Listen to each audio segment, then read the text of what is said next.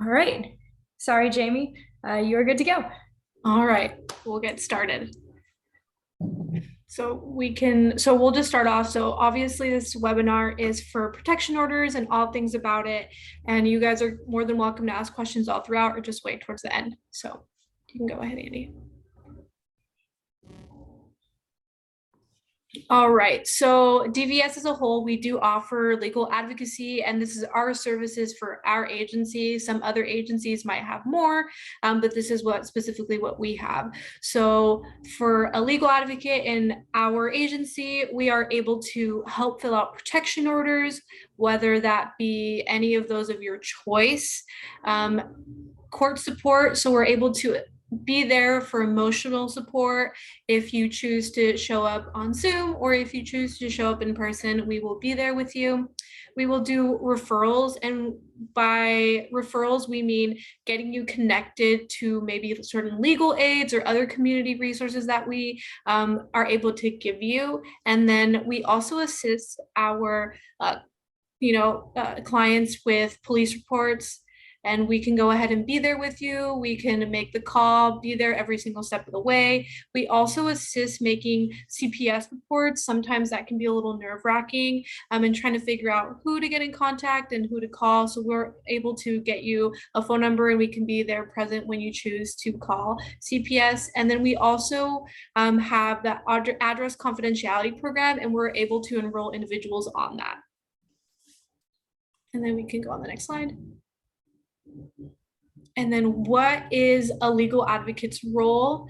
Well, our job as legal advocates, we're here to listen and support survivors, share their experiences, and that also includes their experiences with the legal system. And it could be also as well as law enforcement. We also help our survivors discuss potential legal options, and we also have to discuss with them maybe potential consequences, whether they choose to pursue any sort of legal matter or not, what that would look like.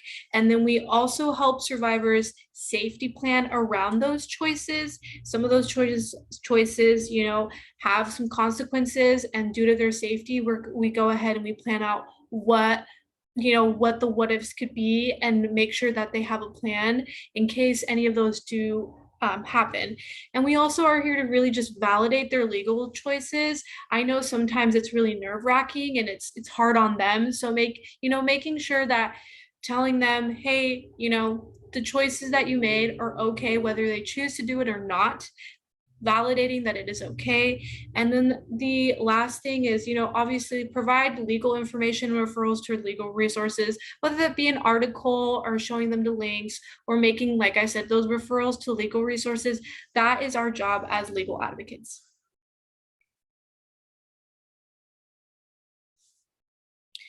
And then some of the part with the roles is legal advocates, we can't tell survivors what to do, what choices to make. That is, up to their choice. We're just here to display the options and letting them choose from the options we have given. We also can't give legal advice. We're not attorneys, we're not lawyers. So advocates, we can't give legal advice as much as, we want to be able to help. That's just something that we aren't able to do. And then next slide. And then protection orders. And then we'll be talking a little bit about in depth those. So what is a protection order in particular?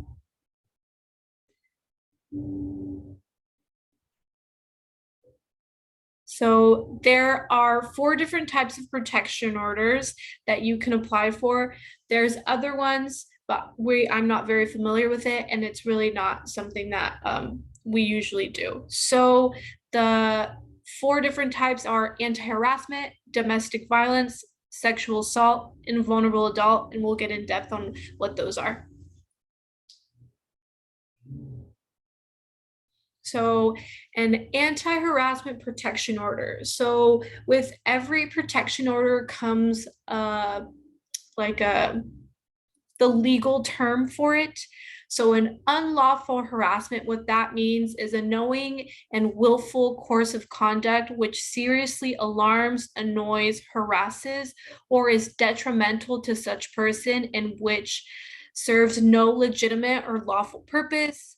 The conduct shall be such as would cause a reasonable person to suffer substantial emotional distress and shall actually cause substantial emotional distress to the petitioner, or when the course of conduct would cause a reasonable parent to fear for the willing being of their child. And what that can look like is a multitude of things: bombarding you with text messages, maybe sending you emails, harassing you on social media. Those are what we would consider, something that is annoying, is alarming, looks like, that you could apply for an anti-harassment. And that's something that, our survivors would come forth, maybe tell us a little bit about their experiences, and maybe they'll agree, hey, that does sound that's what I'm going through. So that's for anti-harassment protection order. And then the next one is for a domestic violence protection order.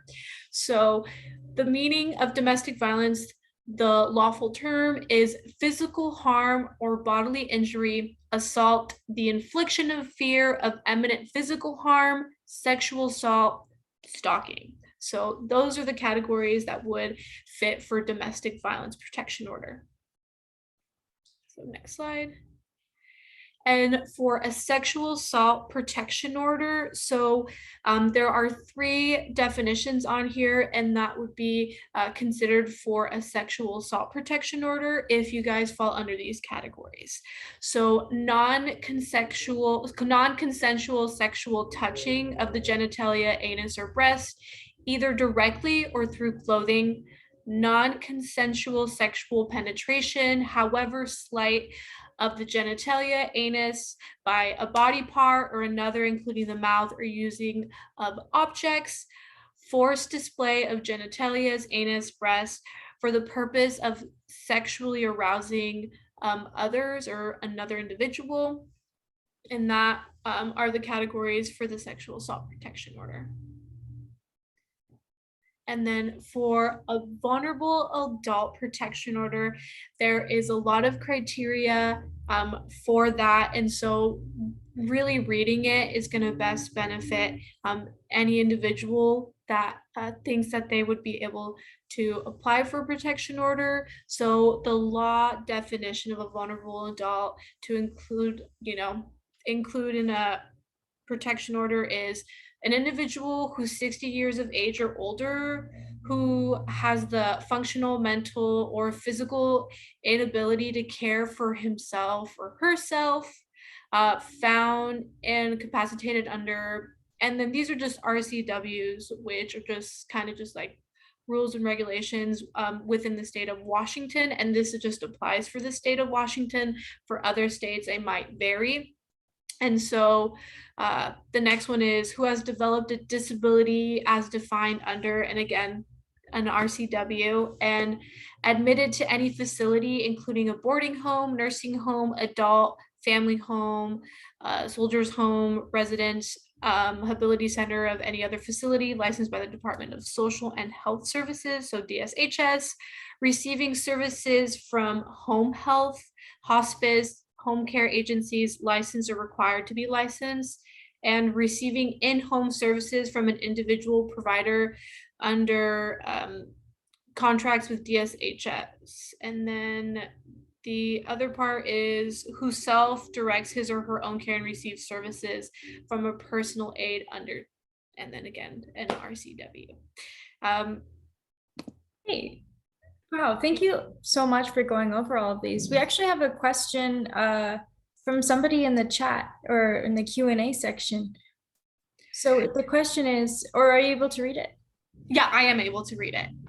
So the question that we had was, hi, how much proof of harm is needed to obtain a protection order against another person, or is the person's wounds, sores, statement sufficient enough?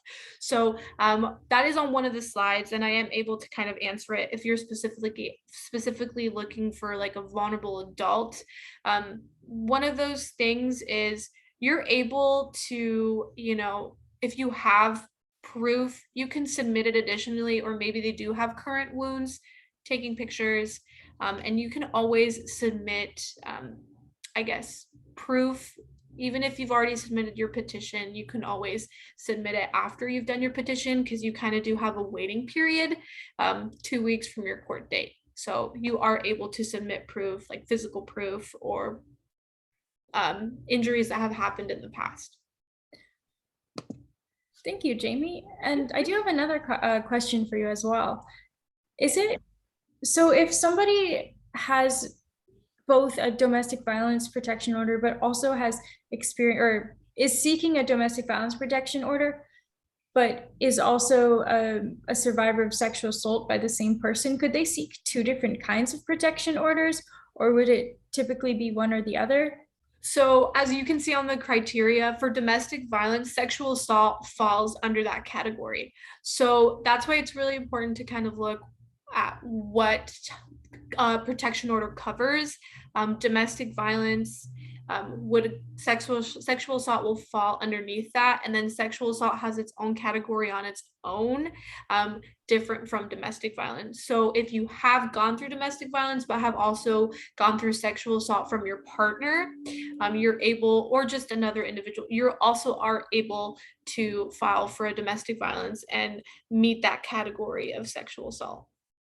So a sexual assault protection order is more so for people who are not in a romantic relationship then. So it could be platonic or just like an intimate partner.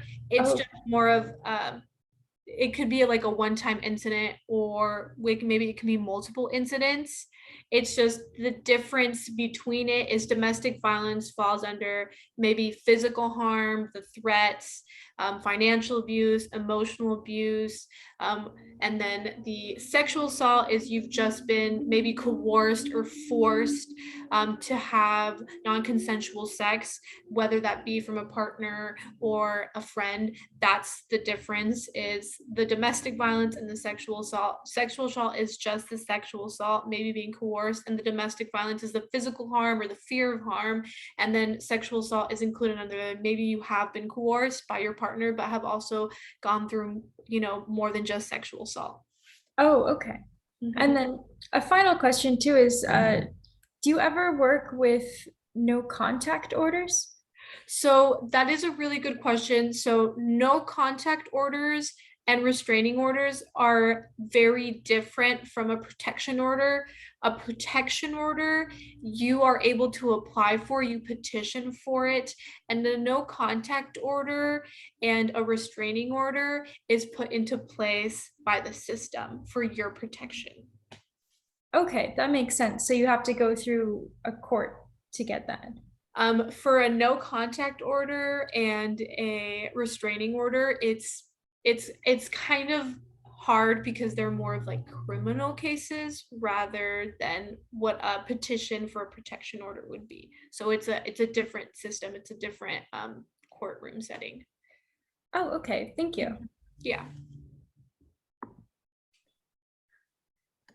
And then what can a protection order do for you? So a protection order can do a lot of things for you.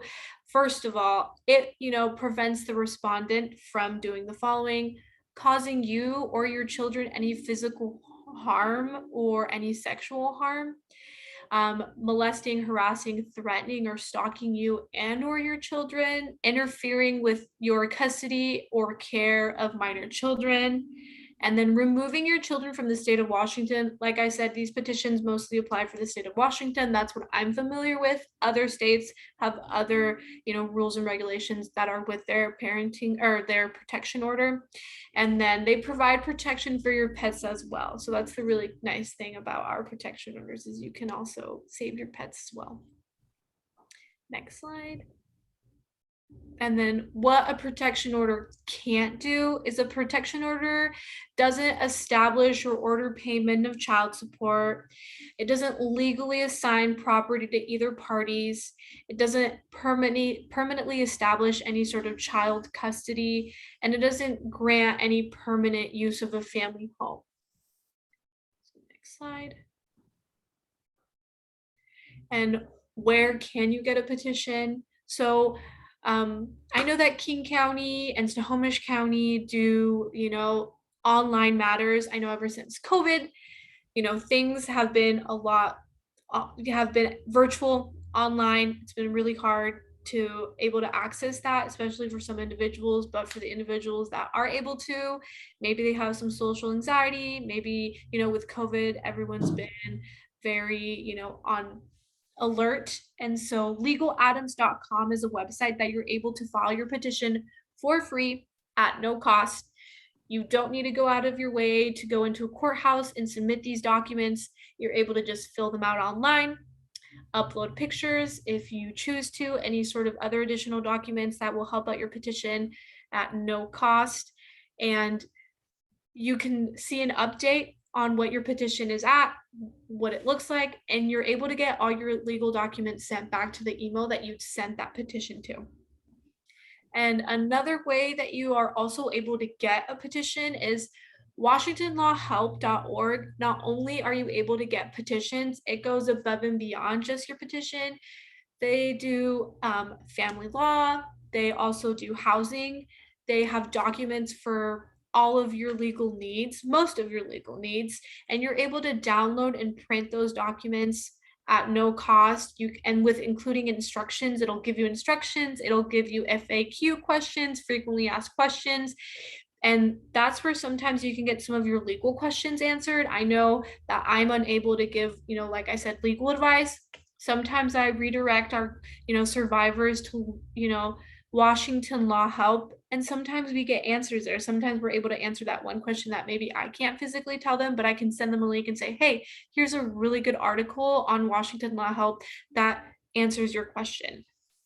And another place where you can get your petition is you can go to your local protection order office and ask for a petition. I know that some petitions may have fees when you do apply for it or when you ask for it.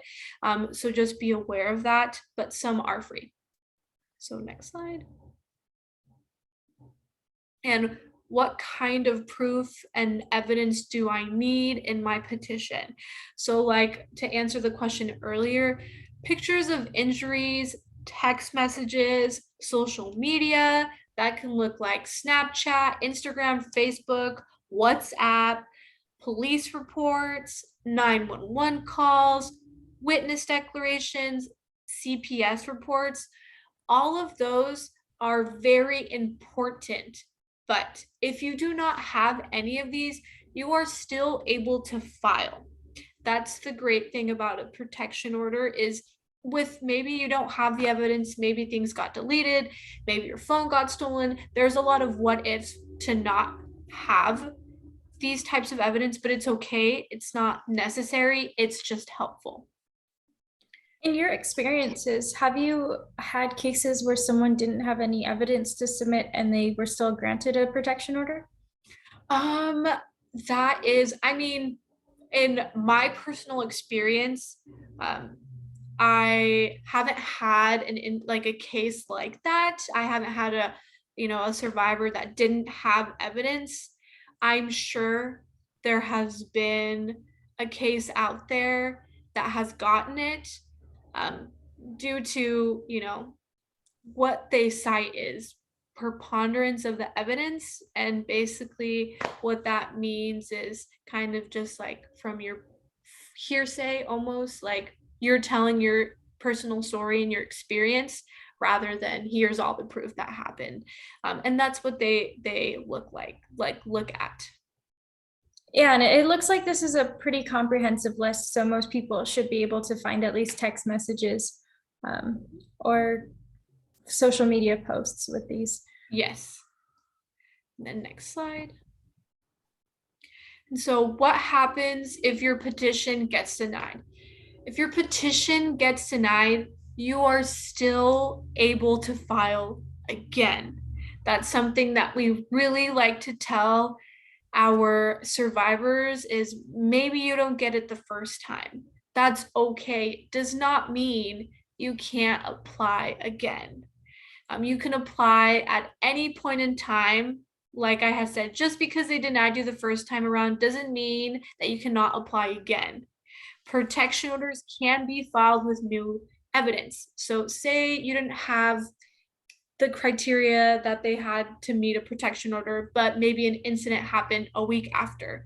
That's something new that either meets one of the criterias, and you can go ahead and submit additional evidence, even including the past ones, with your protection order. They're not, they're not going to just shut you down and be like, oh, you already applied and we said no last time. That's something that doesn't really happen.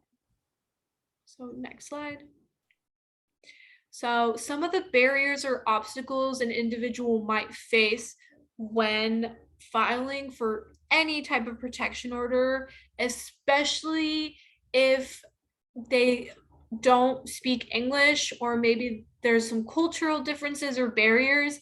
This is something that I personally have gone through with my clients, and I've gone through every step of the way, and I feel for them. I truly, really do.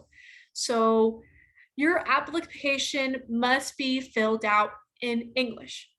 So even though there's petitions that are filled out in their native language, they have to file those documents in English.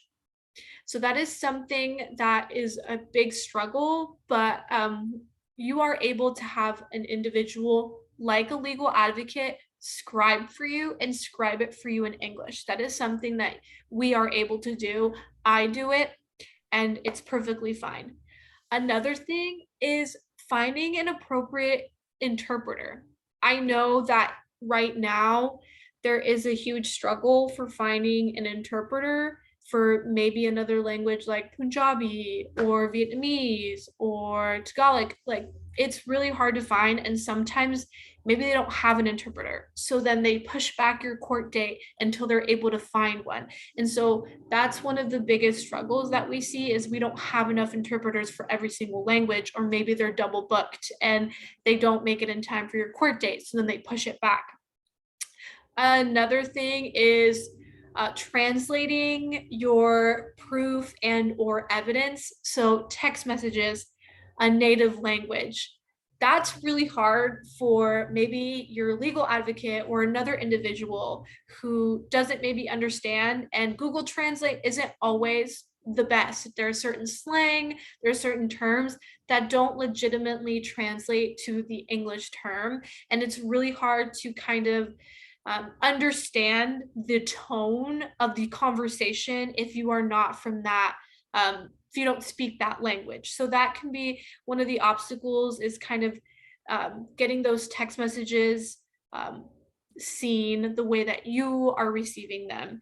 And so another thing that we also see is proof of service. That is one of our biggest struggles, is proof of service. And what that means is when you submit your petition, the respondent, the opposing party, gets notified, meaning that proof of service, whether that be law enforcement or private server, they will receive your petition and what you wrote in it. So if we don't know where they live, or maybe they live in a different state, or maybe they're just, using all these fake phone numbers and fake accounts, and we just don't even know where they are, that's just our biggest struggle, is they need to be able to receive those documents in order for there to even be a court case in general. So that is something that we see our, individuals, our survivors struggle with, and we see other people struggle with, because sometimes we don't know where they're at. Sometimes they're dodging service and you just want them to receive those papers. So sometimes knowing that that might be a struggle if we don't know where the respondent is. And then another one is not having legal representation. So, and by that, I don't mean just because you don't have a lawyer or an attorney doesn't mean you're not going to win your case. That is not the case. I'm meaning sometimes individuals would rather have a lawyer than go pro se. And what pro se means is self-represent, because either you're nervous, you don't know what you're doing, maybe the commissioner or the judge is nerve-wracking to you, or you're just nervous and you don't know what you're going to say, and sometimes you'd rather have somebody there to speak for you, and that's a little bit hard when you don't have legal representation. And so that is a barrier you might face, or maybe the other party has a lawyer and you don't, and that makes you nervous. And then the last thing is just self-doubt. Like I said, the other party has an attorney. Now you're just like, great, I'm going to lose because they have an attorney. But that's not the case. Or maybe you feel like giving up. Maybe you're not able to see proof of service and you just want to give up. And you're like, well, we don't know where he is and he's going to get away with it. That is something that we see all the time, is just like doubt, survivors doubting themselves, not thinking that anything is going to go from this. And that's a big obstacle that we see all the time. So next slide. And then if or when an individual needs legal advice, there are resources depending on your area, because every area has different legal aids. And this specifically is mostly for Snohomish County. I recommend maybe calling your local agency in your area, seeing what they have. But for us in particular, you can go to your local domestic violence agency, see if you qualify or you're able to get a referral to speak with someone or an agency, a partnering agency that can give you a free legal consultation. There are, like I said, some qualifications that you need to meet. And if you're not able to meet those qualifications, that's totally okay. There's other methods or other resources for you as well. There's another agency that you can call with a number. It's called CLEAR, also Northwest Justice Project. They have a phone number. It's right there, 1-888-201-1014. They do get a lot of callers. I really recommend just leaving a voicemail with your name, your information, and they'll try and get back to you as soon as possible. And just make sure, just because maybe you called once and they didn't return your call doesn't mean that they're, avoiding you or they don't care. Be persistent. Make sure you're calling multiple times. Sometimes once isn't enough. Just be determined. Make sure that you're not giving up. And then the last thing is, this is really recent. One of our coworkers sent us out an article and I put it in here really fast. So Snohomish County Legal Services is now having a clinic that's available to the public. It's in Everett, in the Evergreen Public Library branch. So on the second Thursday of each month from 4 to 6 p.m., residents can get a 30-minute consultation on civil legal matters. And you're able to just go in, have a 30-minute consultation, whether that be on any sort of civil legal matter, and kind of get your questions answered. Or maybe you have a document that isn't making sense and you need some clarification. You can go in and ask all that you want. So next slide.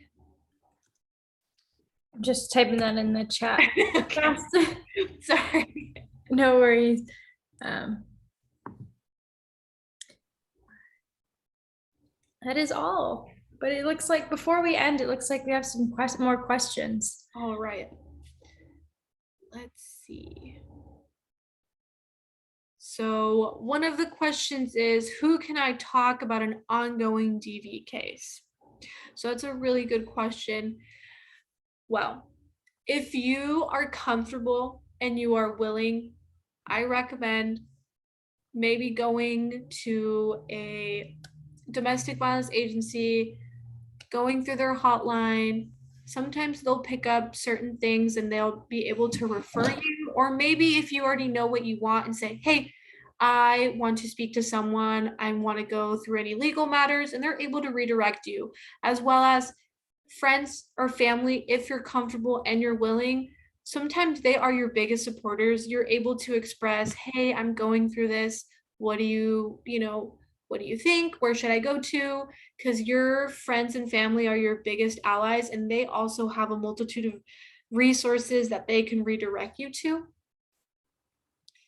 And one of the next questions is, who can you assist with obtaining domestic violence order or DV orders or family members? So our agency is Intimate Partner Violence. We only do intimate partner violence. We don't do family members. And that's really hard for us, because as much as we would love to help everybody that has gone through domestic violence, just due to our agency, we only do intimate partners. If you are looking to do maybe family members, we are really limited on resources for that. I would suggest doing some research online, maybe seeing if there's any agencies that do, but also you are still able to apply for any protection order, even if it's a family member or maybe a friend. You can still do a protection order on your own, maybe doing some research. I know that Legal Atoms is like an online resource. It's online. It's kind of like you're filling in a survey, and as well as just asking the protection order office what the process is if you aren't doing it with an intimate partner. And one of the other questions is, what is your favorite dessert? That's a really good question, guys. I've Okay. never been asked that at a webinar before. I know. So I am kind of lactose, so that really eliminates a lot, but I am just classic. I just really like ice cream. I crave it all the time. And I like vanilla, and sometimes I put little toppings on them, sprinkles if I feel like, reliving my youth again. So I'll do that. That's a good question. The other one is, are y'all connected with the county or state? Do you have access to all of my case files? Okay, so we are a nonprofit. We are not connected with Snohomish County or the state of Washington. We are not, government affiliated. We are a nonprofit. Our name and our title of our agency just does say Domestic Violence Services of Snohomish County. We just offer services to survivors that live in Snohomish County. That is the reason why it has it. It is confusing, but do we have access to your files? And I kind of need some clarification for that. So if you're speaking in legal terms, like maybe police reports or any sort of past legal documents, we don't have access to any of that. You would have to do a public records request with the police if you want that, or you would have to go in to the clerk's office in your superior court and ask for a copy of your documents. I cannot do that. Our agency does not have access to that. And I think that is it for right now on the questions. So before we end, to totally squeeze everything I possibly can out of you, Okay. could you walk me through, if I wanted to seek a domestic violence protection order and I came to DVS, I called the support line, what would the process look like of getting a legal advocate? What would you help me with, and how long would it about take to get a court date and go through the whole process? Okay, yeah. So for starters, say you're finding like, hey, I want to get some sort of protection order put into place. You can go ahead and call our hotline, our 24-hour support line, which is on the screen right now, that 425-252-2873. You'll call some lovely individual or answer the phone. We'll hear you out, hear what you need to say. If you say, hey, I'd love to speak to a legal advocate, they already know what to do. What's going to happen is they'll say, hey, let me redirect you to the legal line. So we have a legal line. They'll redirect you. You'll leave a voicemail with your name, your phone number, what your needs are, a little bit about what's going on, and then you'll end the phone call. We typically will answer the phones or reach out to individuals. Sometimes we'll try same day because we are overachievers, but sometimes it takes us a little bit. Sometimes it takes us an extra day depending on what time you call, or maybe it's on the weekend and you won't hear back from us till Monday or Tuesday. But we'll give you a call back. It'll be very vague depending if you answer the phone or not. Just say, hey, we'll state her name, we'll state your name, say you called us on this day. And if you answer and you might be a little confused, like, oh man, maybe I called somebody, and you might ask for clarify, we'll be like, oh, well, you left us a message on this day and you just said this. Then that refreshes the memory up, and then you'll talk to someone, set up an appointment with a legal advocate, whether that be depending on their schedule, a day or a couple days later. In that meeting with your legal advocate, you will do an intake, And that's just a basic questionnaire, just with your information, knowing that just for our demographics and for our agency needs. And then from there, you could start with a declaration or a petition with your legal advocate. And that process is different for every legal advocate, depending on what you're filling out and how much time you have.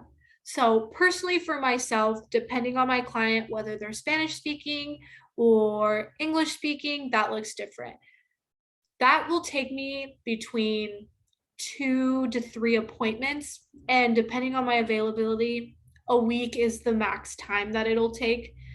Once we do a protection order, we'll go ahead, either depending on where you live, if you live far away, or if you'd rather me do it, I can compile our protection order, which is the petition we fill out, our declaration, any proof that you have, you can go ahead and email it to your legal advocate, or you can have it yourself.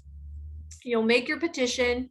You'll either walk to your superior court, turn in your petition, or you file it online through Legal Items, it gets submitted.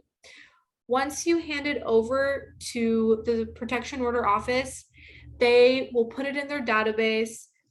Commissioner will kind of look at your petition. They'll give you a temporary protection order, and this is just the most important part. You'll get a temporary protection order for 14 days. For those 14 days is that waiting period on your court date. So once you've gone through your 14 days, you'll have your court date on that last 14th day. And again, depending if the respondent has been notified with proofs of service, because there's a lot of what ifs in this waiting period, that court date or the next couple of court dates, depending on the results, that's when a commissioner will have a decision, will hear you guys out, listen to what you have to say. You guys will be able to discuss your petition, and then they'll come up with a decision whether your protection order is approved or not. The time period for your protection order is typically it's a year. It's granted for a year. You can always renew your protection order. Again, it's typically for a year. It's not always for a year. It's depending on what the commissioner decides on, and it's really hard to know what you're going to get until you have your court date. But again, you can always renew your protection order if you don't think a year is enough, or if the respondent did not take the protection order serious, you're able to renew. As well as if they do, the respondent does not take the protection order serious within that year, you're okay to make a police report, call 911, write every single incident that has happened within the year in a notebook, and then wait for your renewal date. You have options in order to make sure that your protection order is put into place. So yeah, that's pretty much it. There's a lot of what ifs, and I could go through all of them, but it's just a giant hole that's never ending of all the what ifs. So yeah. Wow, thank you so much, Jamie. Yeah. I know so much more about protection orders than I did 40 minutes ago. So I really appreciate you being open to doing this webinar today, and I'm sure everyone else is so grateful to have heard from you today. Just anyone have any final questions before we end?